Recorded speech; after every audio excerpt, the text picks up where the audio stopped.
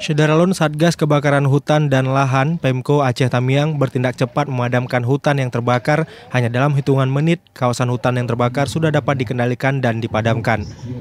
Tindakan cepat ini terjadi dalam simulasi Satgas Karhula mengantisipasi terjadinya kebakaran hutan dan lahan di Kabupaten Aceh Tamiang, Desa Terban, Kecamatan Karangbaru pada Selasa 3 Oktober 2017.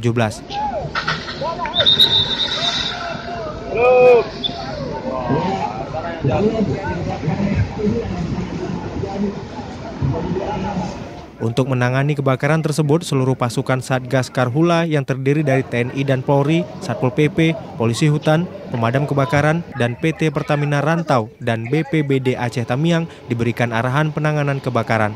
Sasaran dari simulasi ini adalah untuk meningkatkan kemampuan, memberikan informasi kepada masyarakat bagaimana sikap yang dilakukan, yang diambil apabila terjadi kebakaran hutan. Di mana nanti bagaimana masyarakat menyampaikan, bagaimana petugas bekerja di lapangan, sistem cara yang sistematis yang dilaksanakan untuk memadamkan. Memadamkan bukan berarti hanya dengan api, tetapi bagaimana tim yang turun berkoordinasi sehingga dapat untuk memadamkan api yang sedang terbakar. Terutama untuk kebakaran hutan dan lahan. Yang belakangan ini untuk wilayah Aceh sudah menjadi 2 titik besar. Yang pertama di Melaboh kita kehilangan 50,3 hektar, yang di Aceh Jaya kita kehilangan 27,5 hektar lahan hutan kita. Ada 3 unsur penyebab terjadinya kebakaran, ada bahan bakar, oksigen, dan sumber penyalaan.